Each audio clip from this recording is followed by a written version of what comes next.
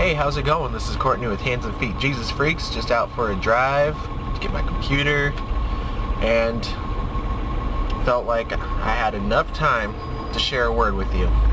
And it was a word that was shared with me yesterday. I went to a place called the Healing Rooms Ministries, and if you haven't heard of them, I'll leave a link.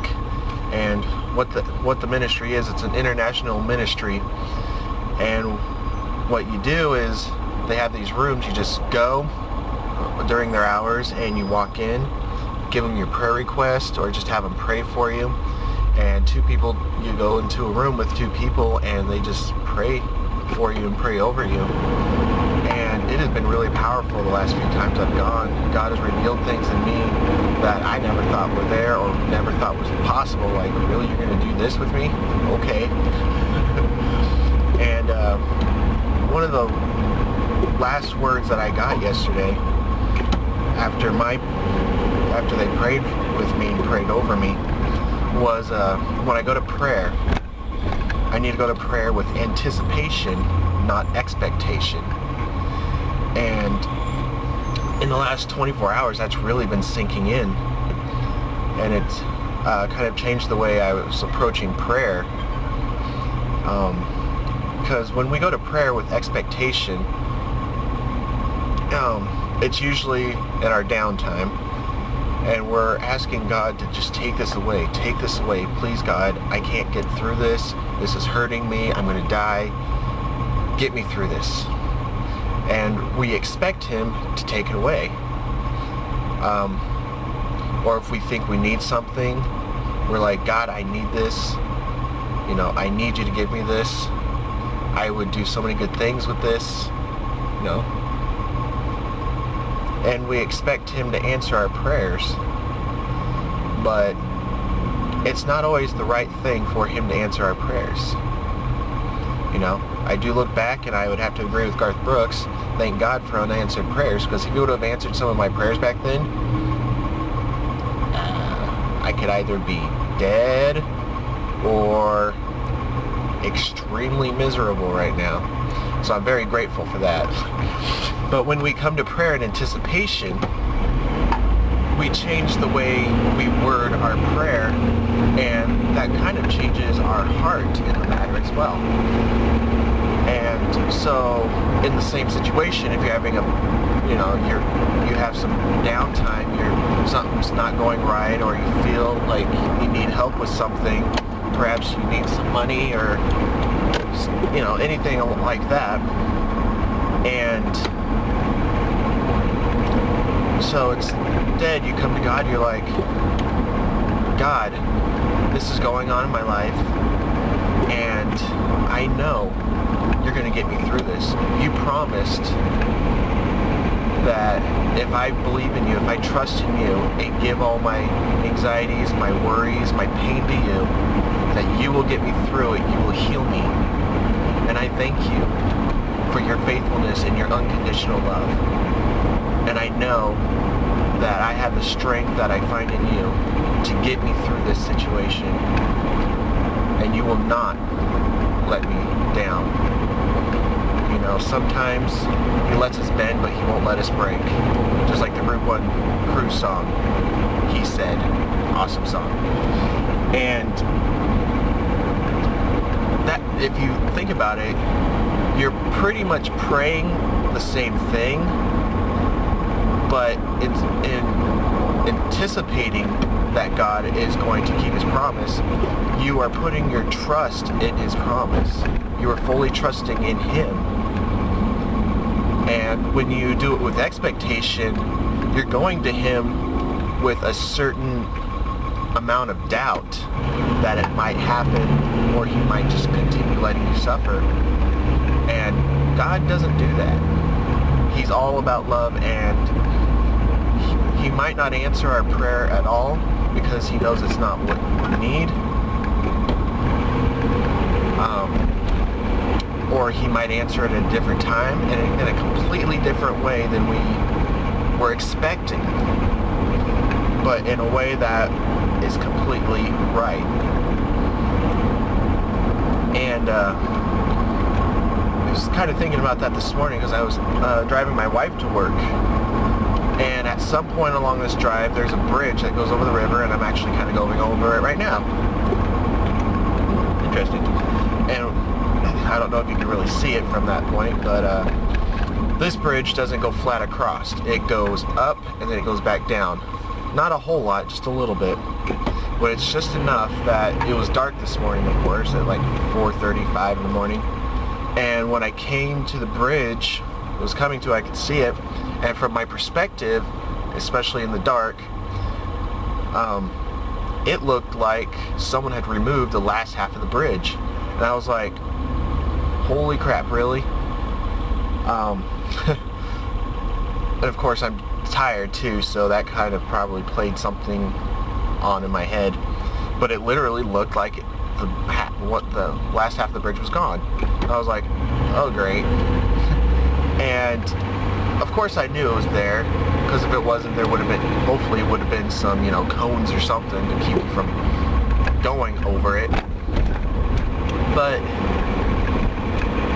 my heart was anticipating that the other half of the bridge was there, because I need to get to that other side, and if I'm supposed to get to that other side, then that bridge is going to be complete, whether I can see it from my perspective or not at that time.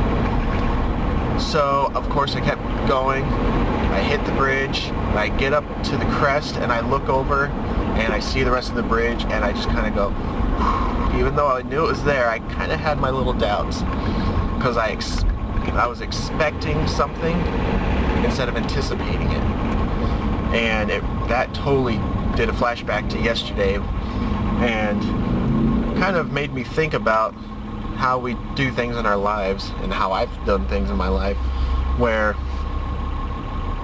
you feel like you're going in a certain direction, and it feels like the right direction, even if you're scared. I'm one for not liking change. It freaks me out, even good change. And thinking back at how many times did God call me somewhere, and because of my perspective, I didn't trust Him, and I turned away from that bridge because I didn't see it complete on the other side from my perspective. And then when you get downriver, maybe not too long from that moment, or years down the road, you finally look upstream and you're like, that bridge is together, it's been there. But by that time it's too late, you can't turn and go back. And you just gotta go, really?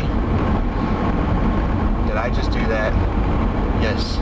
I should have been trusting, because now you might be in a spot where now you're not very happy because you didn't go where God led you and you didn't trust Him. And when you come to those bridges, instead of it, you don't see the other side, and you go to God and you're like, God, how am I going to get there? How am I going to do this? I can't do this. There's no way I'm going to be able to do this. There's no way. There's nothing on the other side. I'm going to die. I'm going to die. I need you to get me through this. I need something, an answer, something.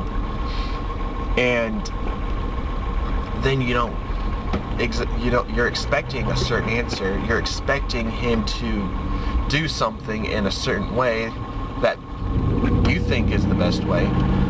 And most of the time it doesn't happen, because do we really know what's best for us? Do we really know? Well, not really. God knows what's best.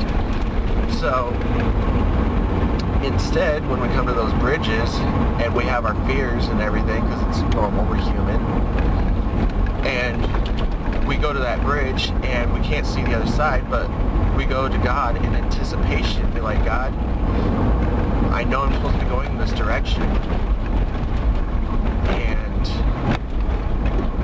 I know, because you promised that if I put my trust in you, that your unconditional love for me, your faithfulness, tells me that you will get me through this, that you have me in your hands, in your arms, and you will not let me fall. That I am getting over that bridge because you called me to, and you're going to get me there. Not by my strength, but your strength, Lord. And I thank you for this opportunity, and I thank you for that faithfulness and unconditional love that I can put my trust in, to know that I am going to get on the other side, whether I can see how I'm going to get there or not. And in both ways, you're kind of praying the same thing. The thing that's changed is your change of heart. Instead of expecting, which plays a part doubting God's faithfulness and love, when you anticipate, you are putting all your trust and faith in Him, knowing that He is going to get you to that other side. He is going to be faithful and do what He said He was going to do. And it's a heart change. And that kind of all just flashed into my head like within seconds of coming to that bridge, and it just gave me a new perspective and a new respect for God and everything. You know He's going to do what He says, but do you believe Him? That's the thing, is you need to believe that He will do what He said He's going to do. And when you do, you follow through with what He's calling for you, and it all turns out usually, better than you expected. So that's kind of the word that He put on my heart, and felt like I would, really wanted to share with you guys. And so I hope you take that to heart and start applying that to your prayers, and I hope it really benefits you like it's been benefiting me. And I anticipate that God is going to continue moving in me, and of course moving in everyone else who is putting their trust and faith in Him. And I just thank you for taking the time to watch this, and God bless and have a good day. Thank you.